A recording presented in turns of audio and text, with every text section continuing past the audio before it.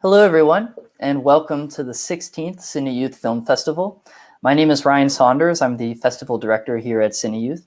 We're really excited to be presenting this conversation with a group of filmmakers that have been at CineYouth in the past and also at NFFTY, the National Film Festival for Talented Youth. I wanted to quickly just thank our sponsors for the festival, Adobe for sponsoring, and Hamilton Watch and DePaul University. Without them, this festival wouldn't be possible. And I'd like to specifically shout out NFFTY for helping us put together this panel. This is a really exciting opportunity for us to collaborate. Throughout the years, we've shared a lot of filmmakers. It's a fun relationship of having young filmmakers participate at both of our festivals, and they're all very a savvy bunch. And I have Dan here from NFFTY, so I'd like to bring him up, and he can share a few words, talk about NFFTY and the festivals. Hey, Dan. Hi, Ryan. Thanks again so much for inviting us to collaborate on this. NFFTY, like CineYouth, has also been around for about the same amount of time, so it really makes sense that we've seen a lot of the same filmmakers over the years, and excited to bring a few of them forward today. And I want to also just briefly give a shout out, since it's Mother's Day, to all the moms out there who may be watching, and if not, just in general, it's been so amazing to see so many incredible young filmmakers throughout the years. And I know that without the support of mothers and grandmothers and everybody else, it would not be possible to be so accomplished and confident. And so thank you for all the producing, or just like craft services, or everything else that you do behind the scenes in all these films. It's incredible. Yeah, so we're really excited to be having this conversation with this group of filmmakers today. They've all done amazing work that's screened at both of our festivals and festivals all around the world. So this is going to be a real interesting global conversation. And I also just want to briefly thank our moderator. We were really excited to get James Choi, who's an instructor at DePaul University, and also a producer on one of my favorite films from the past few years, St. Francis, which won both a jury award and a audience award at South by Southwest.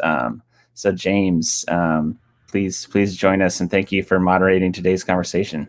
Yeah, absolutely, Dan. Thank you for that introduction, and really excited to be here. Love working with young filmmakers, and I know you guys are two of the biggest supporters of that. So I'm excited to jump in with these guys and dive into this very important and relevant subject. Great.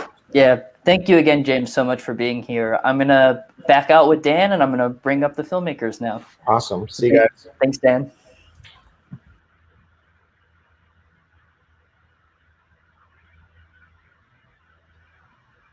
All right.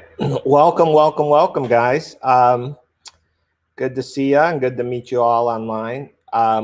As I was just saying, as we were coming into this room, just how important this is, especially in light of where we're at.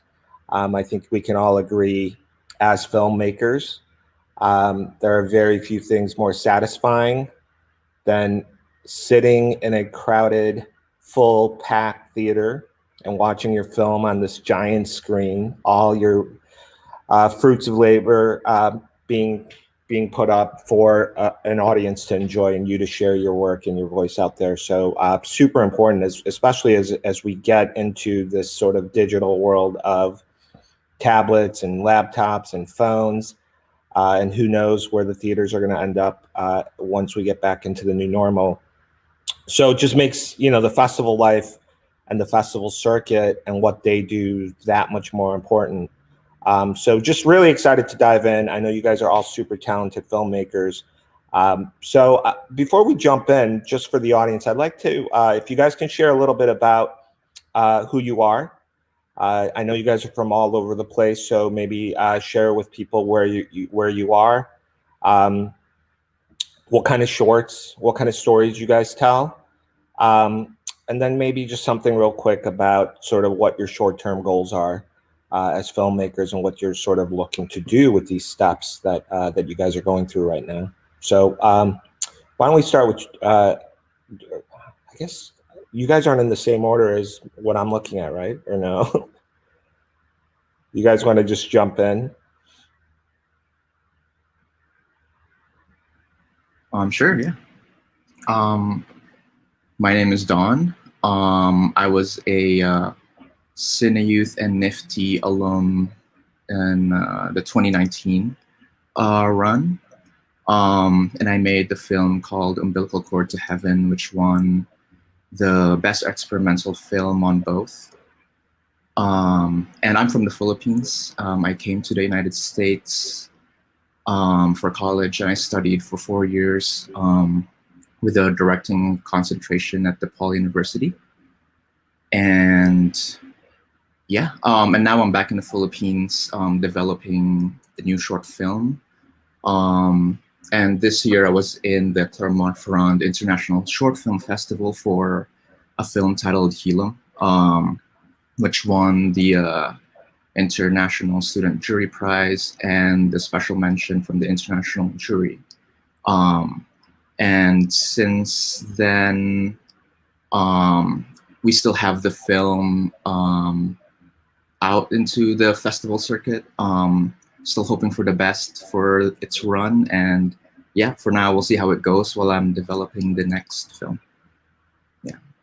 Awesome, awesome. Especially proud of Don teaching at DePaul.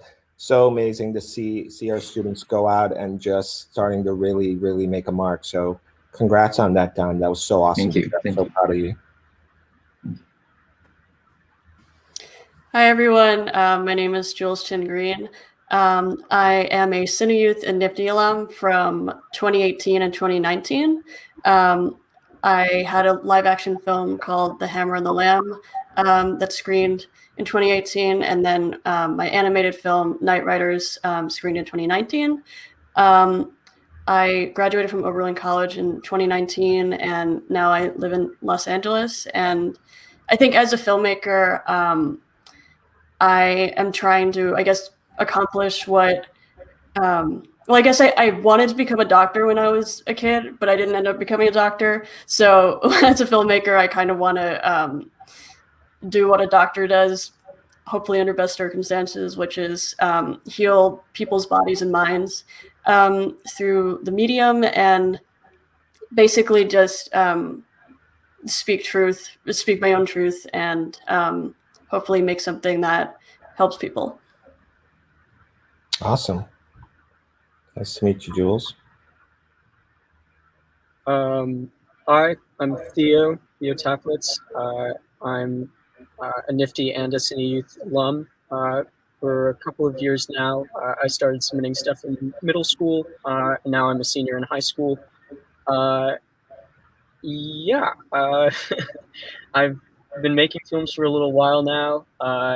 Right now in CineYouth, I have a film called Spithead.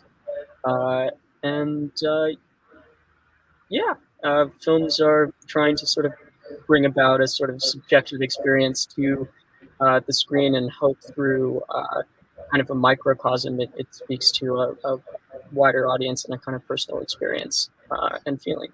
But yeah. Love it. I love it, Theo. I love it that you're telling stories through this medium since you were so young, and I know that's definitely a huge trend now. Or you know, that's the world you guys live in. I love it. So awesome.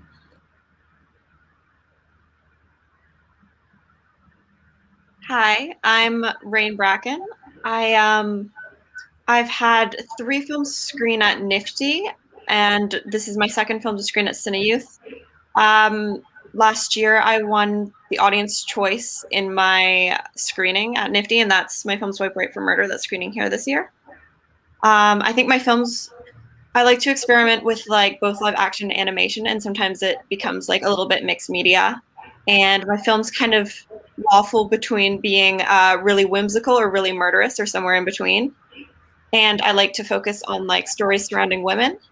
I started making films in high school at the Etobicoke School of the Arts, and I just graduated from Ryerson University, majoring in film as well. And yeah, I'm just trying to keep making films now in the new world. Awesome. So you're at Ryerson in Toronto?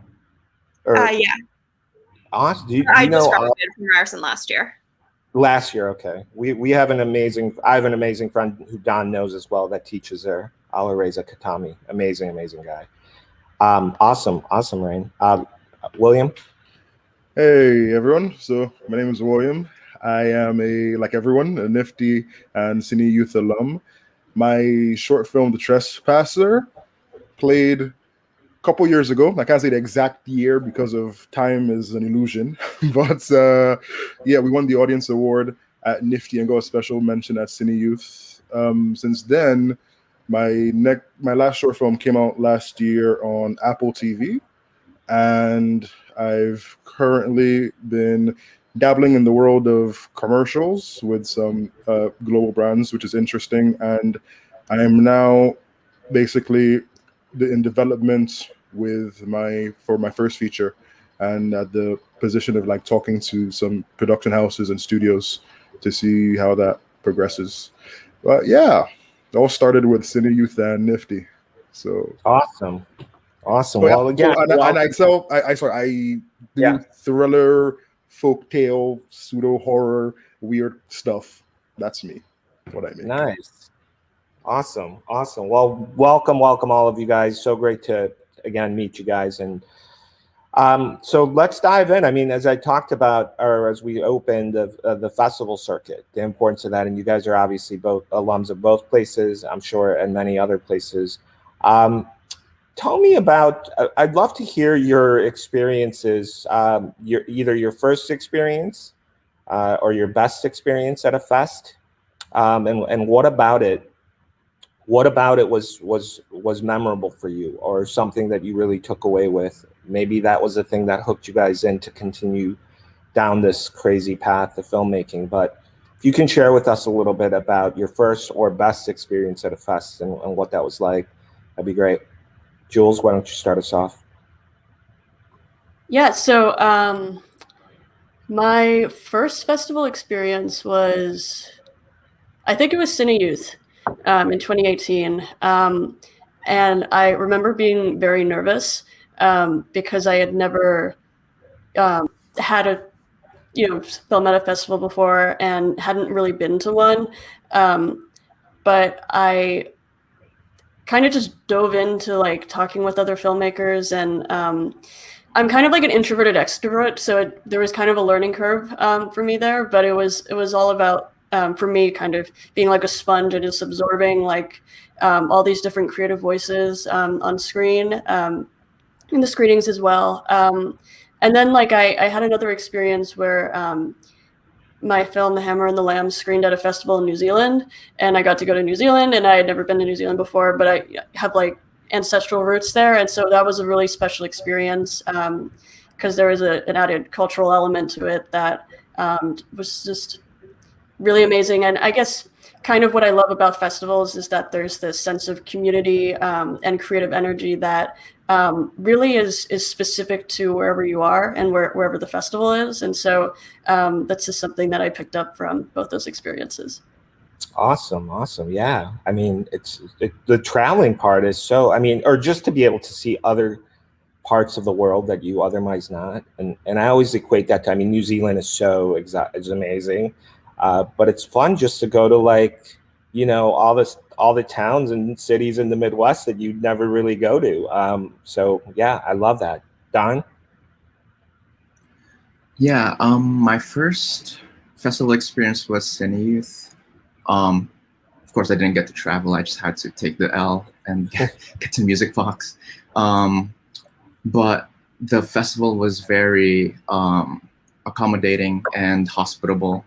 And I think that really left a good mark on my impressions on, festivals in general. And it's the same with NFFTY too. When I went to Seattle to screen the film, it was also very enjoyable. It's my first time in the West. So yeah, it was a great experience overall. Plus, I guess like winning in those festivals too kind of gave some type of, like encouragement for me to keep going, and keep making films that I think I like I think I have the voice in making. Yeah, Awesome. it's the hospitality and the opportunity to showcase my voice as a filmmaker. Yeah, awesome. William? Yeah, so my first festival wasn't, I don't know, it was kind of memorable, but I'm not sure. I think it took place in a university campus with like 20 students attending. And I think initially I was like, so this is what filmmaking is. But then they kind of gave me a little award for best thriller, and I was like, so this is what filmmaking is. I think there are two festivals that really stood out to me in my experience of going to a couple of different festivals, and that would be the Pan Africa Film Festival and NFFTY. At the Pan Africa Film Festival, it was interesting because that was the first time I went to a festival and really understood. Let me start with NFFTY. NFFTY was probably the best curated festival I've been to. And why it was so important for me to go at the time I did with my film was because it was the most inspirational and humbling experience I've had at a festival. Because with NFFTY, it was a thing where I could see all the talent around, and I could see what people that were 10 years younger than me were doing. And it just made me want to push harder and do more, but also humbled me in the sense of knowing that there's so many talented young filmmakers, and that's something that stuck with me for a long time. Sadly, I did not have £1,000 to fly out for CineYouth, but Pan Africa, that was a completely different experience. Pan Africa was seeing the potential business sides of festivals and really understanding that you go there to watch films, experience, have memories with other filmmakers, but also to network, meet new people, sell yourself, sell your film potentially, And film festivals, those were two that really stuck out as were great experiences and learning experiences for me. Awesome. Theo? I think my first kind of festival was at my middle school in our auditorium. We had a little film festival where all the kids who were in, we had a filmmaking little program inside of that, got to screen their film. And that was really exciting. I mean, again, like everyone's been saying, getting to see your film, with your peers in an environment was really, really exciting. And see how people reacted to it. But I think my first real proper film festival was NFFTY, and that was amazing. I came in as a middle schooler, and getting to see my film and other middle schoolers' films inside of that, but then also go to the Monday screening and get to see the high school films, and then going to the next day and getting to see films by people in their early adulthood. And getting that, inspiration, I think as like a young person, it was so exciting to see that, this is where my film is now, and build a community and find people from all over, the place inside of that, but also see this is what my filmmaking can be in the future. And this is what I can do in the future. And I know because I've seen people do it. And that was so exciting. And I've met so many cool, really interesting people that I've been able to stay in contact with and have worked with through that festival. And I know the term networking is a sort of scary term for some people, but it was really just a place to like connect with really fun people who were as motivated and dedicated to film as I was at that age. So that was really, really exciting for me. That's amazing. That's awesome, man. Yep. Raine? Yeah, so my high school put on a bunch of festivals every year because I was in a film program. But I think the first festival that I was in that I had to submit to was the Toronto International Film Festival has a high school division called Jump Cuts that's open to students in Ontario. And I got in and ended up winning Best Animation in that, which was really cool. And I just remember the first few times like you screen your films, hearing like audiences react to your films is so interesting, like where they laugh, where they gasp, where they like seeing people have like a visceral reaction to your work is really cool.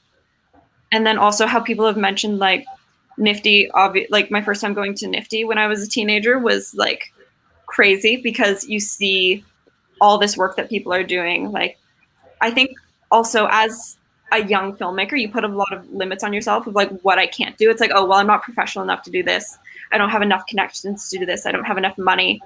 But then you see people your age or just a little bit older and what they're doing, and you leave feeling just so inspired, and like meeting these people and seeing like how they got to where they are in just like a few years ahead of you or the same age as you.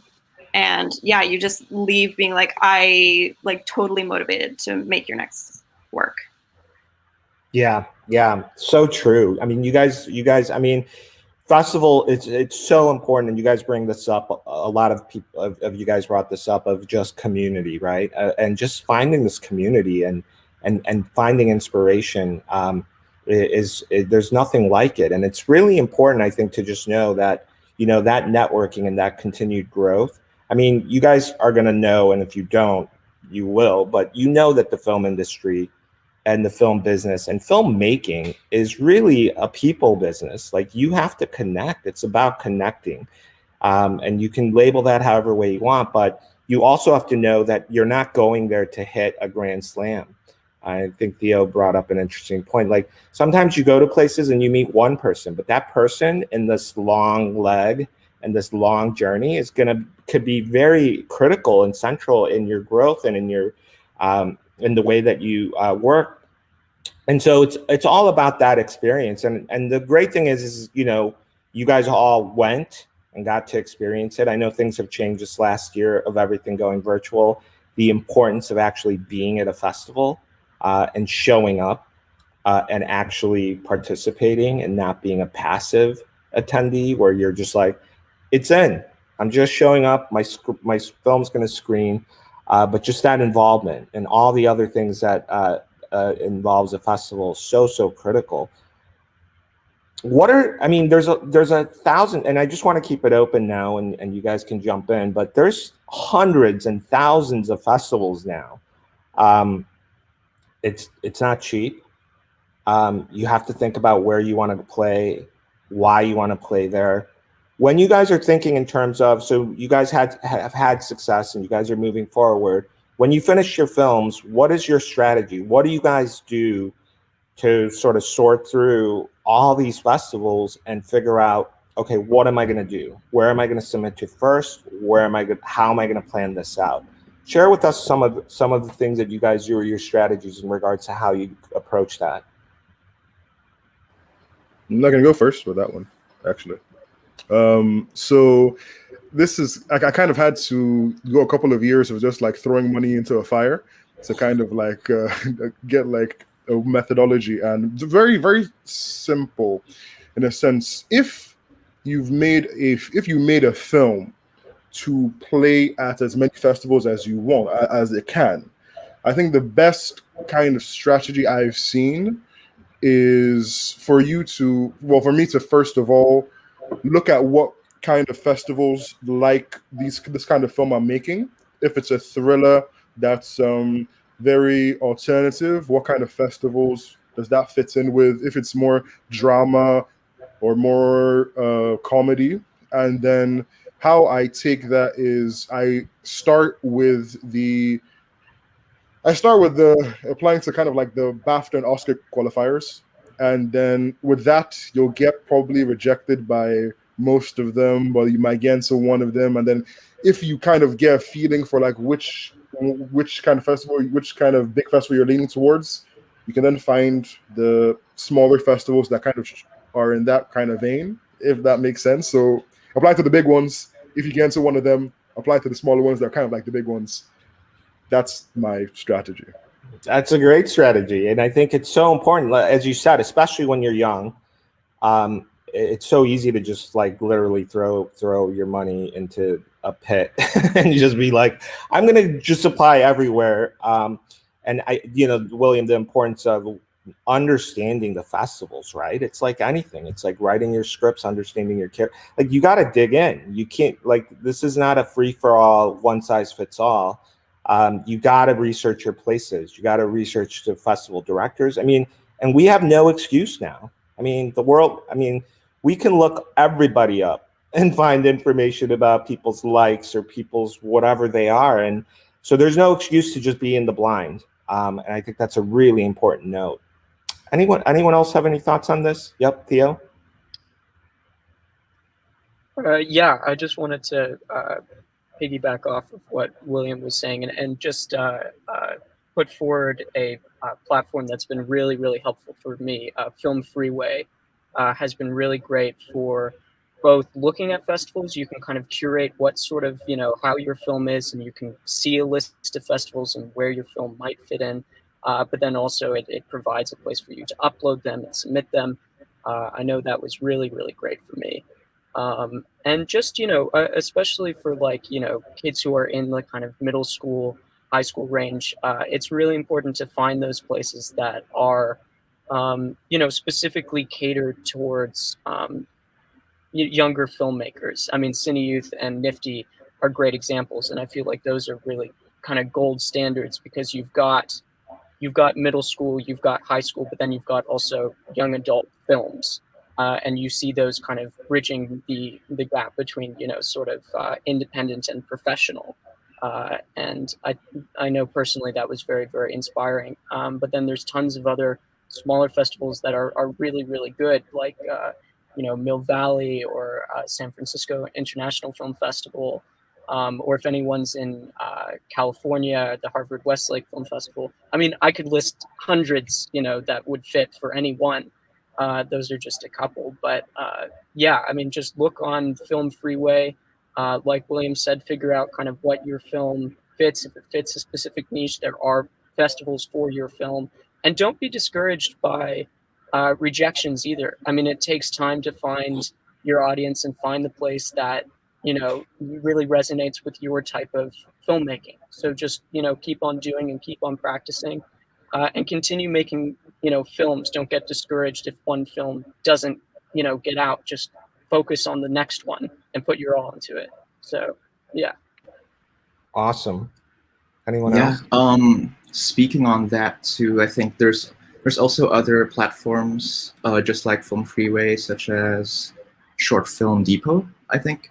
I think that's where a lot of more international film festivals kind of exist, and there's a bunch of other ones, but you kind of I think Film Freeway is the most popular one right now, but you find the more kind of alternative options in the websites of specific festivals. So definitely research the festivals and hear what other filmmakers are submitting to.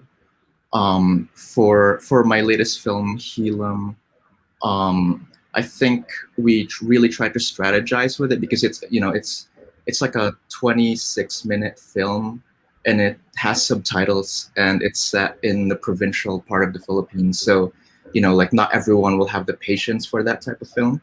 And plus it moves really slow too. So we really targeted kind of regions of the world that are more welcoming of those types of cinematic tradition. So we submitted to a lot of European ones, Asian film festivals as well. We didn't have really much luck in the US, but we're still, in the running for finding the right festival for it. But definitely researching what is the right festival for your film. If people have the same patience for it in this side of the world or not, or people are more welcoming of this type of cinematic tradition. Also kind of knowing your audience, really, in the end of the day. Yeah. We got to get you out back to Chicago, Don. Chicago International. Helam's made for Chicago. Anyone else? Right? You have Jules? Okay. Yeah, I mean, so I think those are really important, all really great points.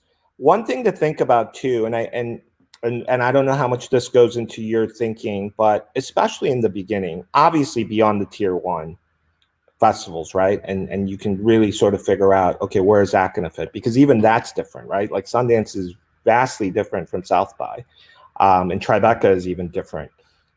But proximity is important. And I think that's something, because as we said, it's like, I don't know how much experience you guys have had, or if you guys do that, but like sending out to 100 festivals and not going to any of them, just like you're just sending it off, and it's like, you're like, I'm never going to go there. It's impossible. It's so expensive. Like, but my film's just going to be there. It'll screen. I think there's something to you guys physically trying to be at these things if you can.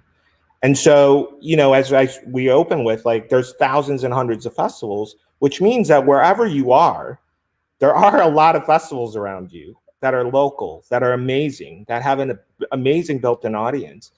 And again, the idea of networking, of connecting, that happens all over the world, in all parts of the world that have people who love cinema, which is basically everywhere. And so I think it's important to think in terms of like, where can I drive to?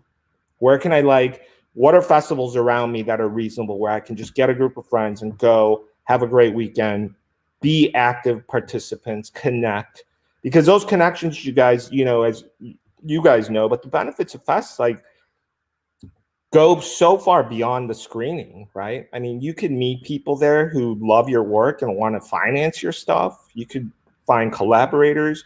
You can find locations. I've gone back to cities I've screened at where I love the aesthetics of the city to come, and with the support of those people, right? So proximity, I think, is a really big one to think about, aside from everything that you guys had mentioned for young filmmakers. Because I think, you know, it's really important to show up, right? Or physically be there if you can. What do you... Can I just pop in just a quick to jump on what you said just quickly. So this is kind of for all the socially awkward people out there. So straight out of film school, first festival I went to before that wasn't actually my own film, but just a festival in general, was this small thing we have in the UK, which is the BFI Soul Fest. It's every quarter. It's held by the BFI, which is the British film industry. And my friend basically forced me to go.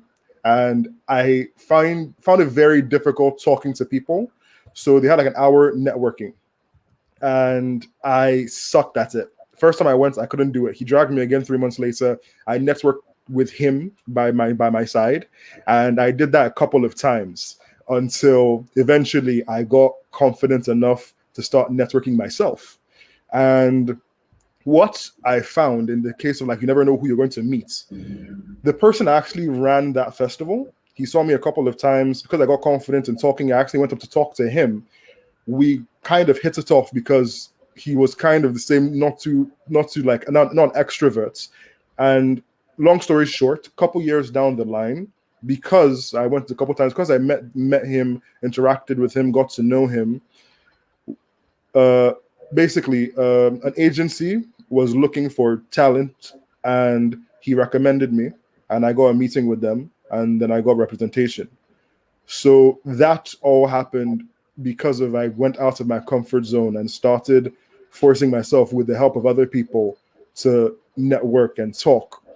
And yeah, literally, you have no idea where that can go. And even if it takes you a long time, and even if you do need that support, I think that you deserve to give it a shot, because at the end of the day, you have no idea where it's going to lead. Yeah, for sure. That's such a great story, William. And I think it's so important, you guys. You know, another key point to address, and I don't know how much, I'm curious if you guys go, but festivals are not just for people who have films. Like, as a filmmaker, like, you should attend festivals and support festivals, whether you have a film there or not. And I think, you know, amidst this, the competitive sort of arena where there's thousands of films and they're only able to screen, you know, a handful, you know, those things help, that knowing. And so if you go as an attendee, or you go, if you have free time, you can volunteer at festivals. But really getting to build a community of festival programmers and people who are at that fest and connecting with them on a human level is only going to benefit and help when you have a film ready, so that it's not just a cold, like, one of thousands that are just being sent in. And so just, you know, I think it's important to think about your participation and what that means, and it's as a filmmaker, and it's not always just about your film. Obviously, that is the goal. But I think it's really important. So hopefully you guys, do you guys go to a lot of festivals on your own? I know it's hard. It's like, it's such an easy message to throw across where people are like, yeah, I'm going to try. And then, you know, it's tough. But do you guys get a chance to go, or is it tough to find time to do that?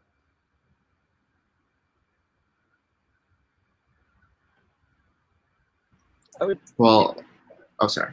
I was only able to go to CineYouth and NFFTY, and then COVID hit and everything turned digital. So yeah, I kind of only just began with it, and now I'm just more used to like the online style festival, and I've adapted to that.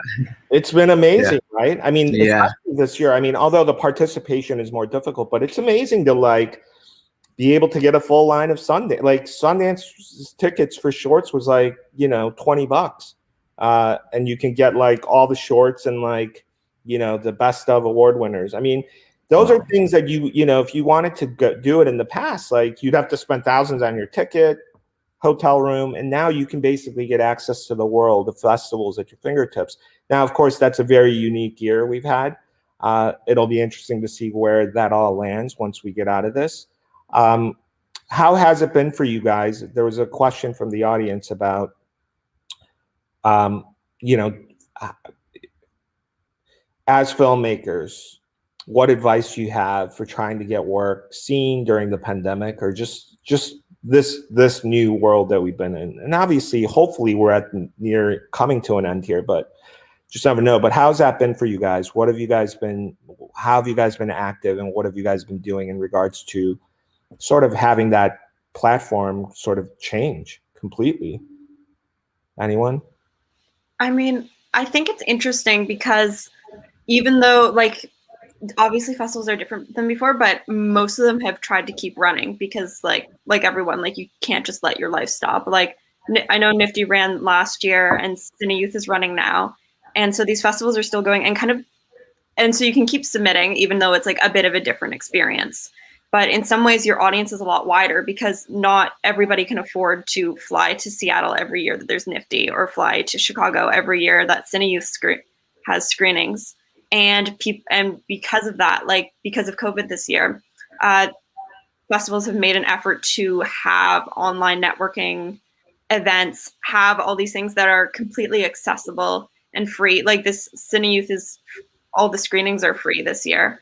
And it's like, it's something that maybe we can take advantage of instead of seeing as a hindrance this year.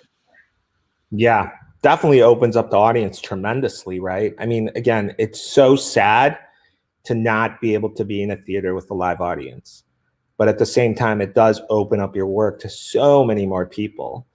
And you know, I guess that's the constant struggle with filmmakers, right? We're trying to figure out that balance of like reach and experience. Anyone else have any thoughts about what you guys have been doing or what you guys are trying to do? And do you guys even see where, have you guys utilized any sort of online platforms for your work?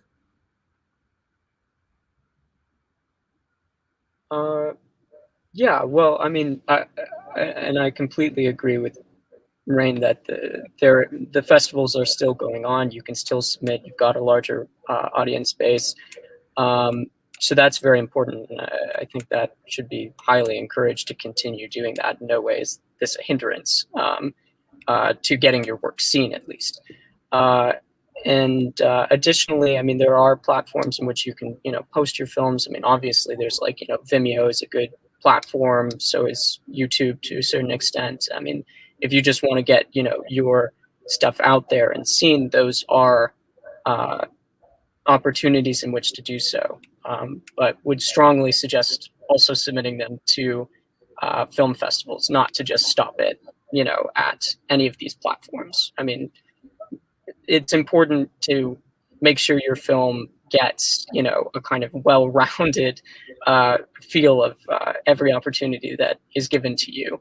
And the more that you get it out there and get yourself seen, the better the more it will be seen, So. Yeah, for sure. And again, I think the world as we see it and the way that we approach things. I mean, sites like Omoletto on YouTube. I don't know if you guys are familiar with that. But it's almost like an extended fest, and it provides a very sort of directed audience towards your work. So you're not just, putting it on your YouTube page, but there's sort of a structure and a showcasing behind it. And obviously Vimeo and Staff Picks and other sites like that, Shorts, Short of the Week. But I think all of those are going to become sort of that integral play, and you want to try to figure out how you guys can sort of balance the live with the digital here and the remote and the virtual. Another big thing to sort of discuss, I mean, it's almost impossible not to talk about, is when you're thinking in terms of making the most of your festivals circuit and drive, is the costs, right? I mean, that's big, especially for young people.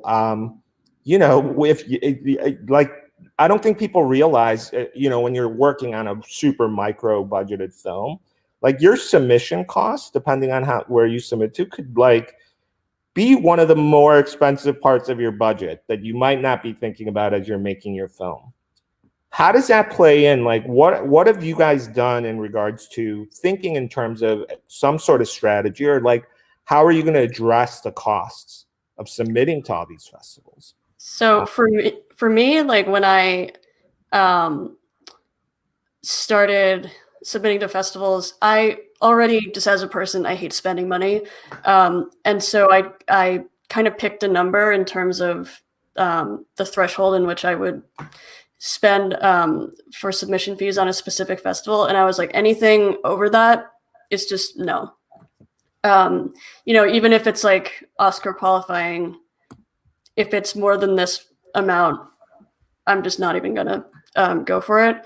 But what's really important, a really important strategy for me is submitting early, because early bird, like kind of that stage of the submission cycle, I guess, is when fees tend to be lowest. Sometimes they're even free.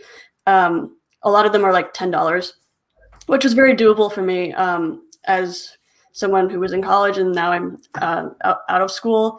And so basically planning and filtering within Film Freeway when the early bird deadlines are, and then trying to make those for festivals that you've identified as places that might work for you and the type of work that you produce is really important to, being smart about cost in terms of submitting.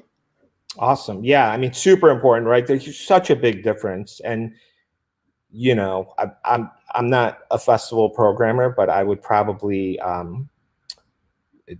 recommend not submitting to the late extended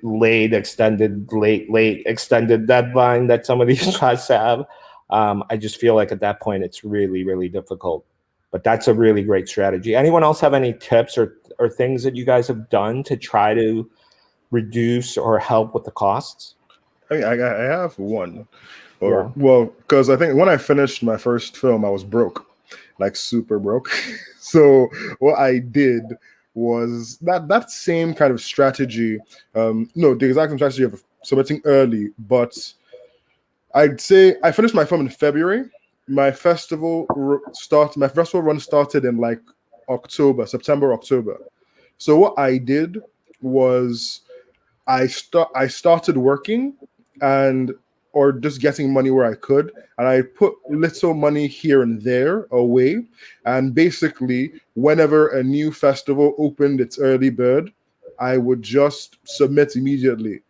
And that's kind of how it was. So over a number of months, when festivals were opening, I was submitting, making some money. So maybe one a week, one every couple of weeks.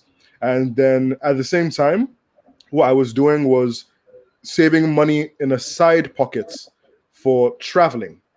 So because it was going to take X amount of months before I'd even start going to any festivals to start to even accept the film, I basically saved up a healthy chunk of money to be able to travel with the film. So that's why I'd say don't there's no rush. I know that like as young filmmakers, you might be wanting to, oh, I need this to happen now. I want this to happen now. But what you have to realize is that like this is an old person industry. Like any new filmmaker or new director or a writer you're hearing about, how old are they? The earliest age you really hear about any of these people are in like their mid-30s. Like, and that's because, and the people that you look up to and you love their work, they're in like their 40s and 50s, if not later. So it's an old person industry.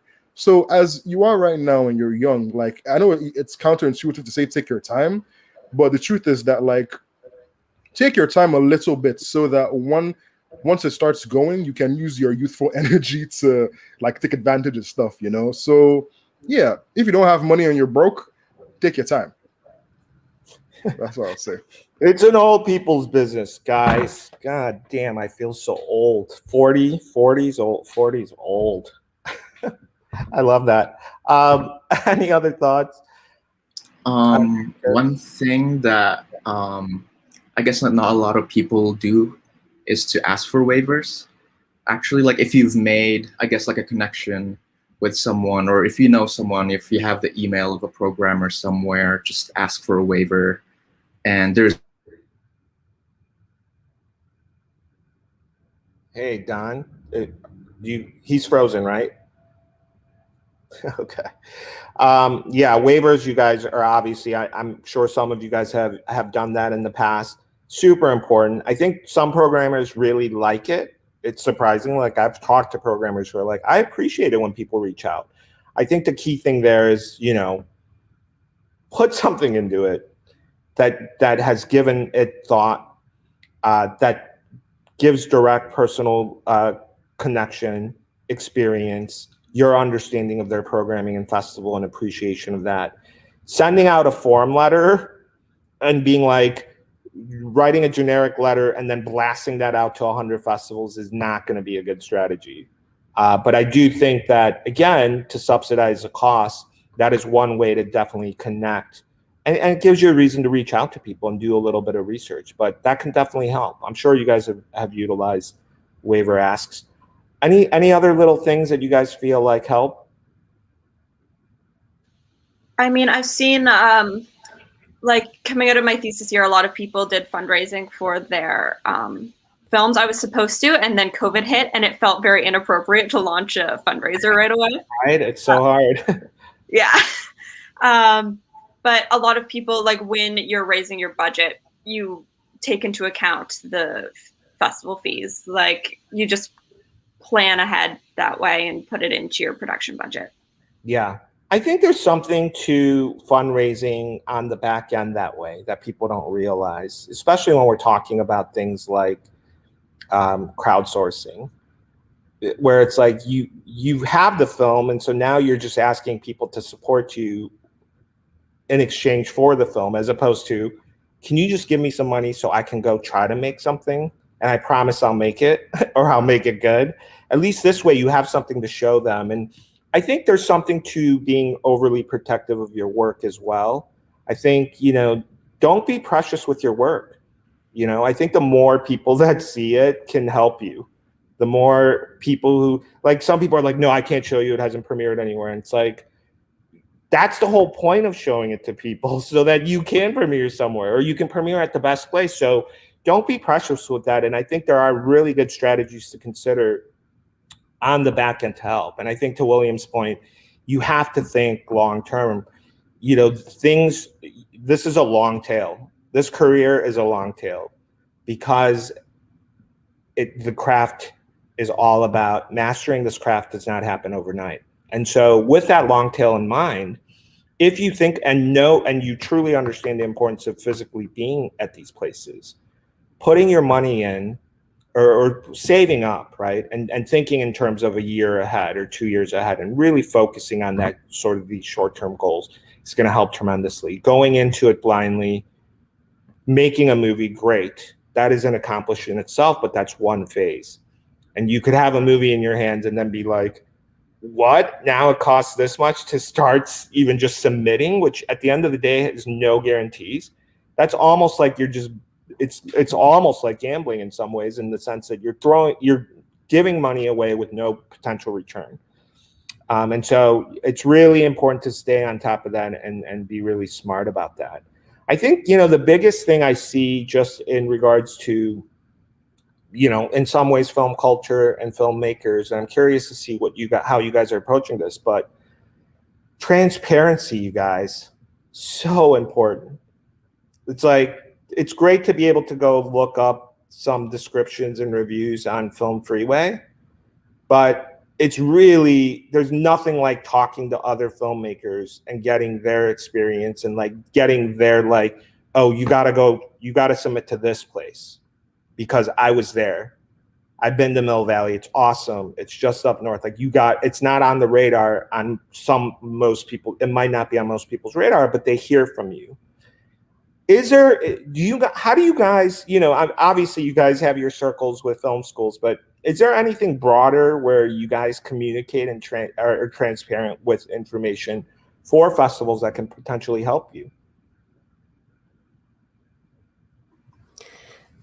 I know that one of my professors in college who knew my work really well was a really great resource for me when I was beginning to submit for Night Riders, because like it was kind of a weird experimental animated film, and for most festivals it's not necessarily the thing they're looking for, but she has also made some experimental work and was like, you know what, you should really look at these places because like I've been there, it was a great festival and they celebrate this kind of work. So just also speaking to filmmakers who just have been at this longer than you have, and who have the experience, but like, under their belts is really important. As well as just like, keeping up with friends and sending texts, just like asking about how the festival was, because I think it's just important knowledge to share with each other, and kind of uplift each other that way. Yeah. I mean, I think, Raine, you were going to say something? Oh yeah, just to add on to that, like, yeah, I have friends where, like, I think I originally heard from NFFTY from a friend in my high school class who was like, I went to this, you need to submit, we need to go together next year. Yeah. And then also when you see films, like maybe in your screening, you're like, oh, this person makes similar stuff to me. You can always be like a creeper on the internet and like maybe look at their website, see what other film festivals they've been in. And it goes the same for like submitting to festivals. You can always look at what films they've selected before. You can like search them up, like watch the films on Vimeo if they're out there, and see if your film might be the programmer's cup of tea. Totally, right? And that's part of the research, like understanding. And if you find films or you watch films that are similar to yours, that's the first thing you should be doing. You should be stalking the film and being like, I wonder where this played. And that'll be a really great starting for a list for the places that you want to sort of attack. As we're wrapping down here, I think, a really important thing Jules mentioned of seeking help, like asking people who have more experience than you. It's the most mind-blowing thing, being a professor at a film school and university, how that doesn't seem natural. Like they're in their own world that they want to do this thing, but it's like, and you're like, my door's open, please come talk to me. And again, just from the sharing of their films to information to everything else, that people don't, I would be taking advantage of that as openly and as freely and as much as possible, right? And I think there's this great anecdote I just want to sort of, as we close down on with, is a student of mine was telling, he's a crazy horror fan. He saw this horror film that was unbelievable. And I won't mention the name. And so him and his group of friends who do these horror watch parties looked up the director and started watching everything this guy made. And every other film this guy made sucked, like beyond belief sucked. And they were like, he made this masterpiece, but everything else sucked. How did that happen? So they looked up his commentary, and in the commentary, he was complaining for that masterpiece that he had to compromise on everything he wanted to do. Like, he's like, I wanted to do this, but I had to do this. I wanted to do this, but I had to do this. And at the end, it turned out to be the best film he's ever made. And I thought that was really funny, but I think there's something really important to that. And the big lesson there is just ego. And I know it's hard, it's easy for people, especially young filmmakers, to move forward and feel like they know everything. Like they're like, I got a handle on it. Plus it's art. It's subjective. Like it doesn't matter what other people think. Like what I think is what matters the most. I mean, in the sense of like, I know everything. You have to understand that this is a collaborative process. Film is. You're never in a bubble. And all of like letting go of that and not feeling like I'm only applying to Sundance, South by and Tribeca and whatever because my shit's awesome. And people are going to recognize that. And letting go of that, I think, can really help you, and opening it up and allowing people to help you, opening yourself up, letting that go, right, is not only going to serve you well as a filmmaker, but it's really going to serve you well in life. And I know it's a very fine line between confidence and arrogance. And you just got to pay attention to that. And if you do, a lot of things open up for you, and a lot of opportunities open up for you. The way that you approach festivals opens up for you. So keep that in mind as you move forward. So as we wrap up here, I just want to, if you guys have any shout outs or thoughts, or what your next thing is, or what your next steps are, or films that you want to promote, or festivals you hope to play in next, maybe we can go around and share that. Jules, why don't you start? I just to go back to a point that William had made earlier about like people who are a little shy. I found that, you know, for young filmmakers, all the filmmakers who are there love movies. No one, you know, goes to a film festival and is like, I hate movies. No one ever talked to me about a movie ever again. Like if you just go up to someone in like the filmmaker lounge and just say like Pacific Rim or something like that, like that'll probably start a conversation. And it's like, who doesn't want to talk about giant robots? So, you know, don't overthink it. Just have fun. Like everyone loves movies. So just, you know, revel in that energy.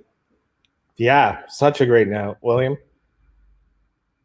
Yeah, and I think just on the idea of collaboration is that me, when I was like a teenager, I thought I knew everything. I went to film school and it bit me in the butt, because what you have to realize is that it takes a village to make a film.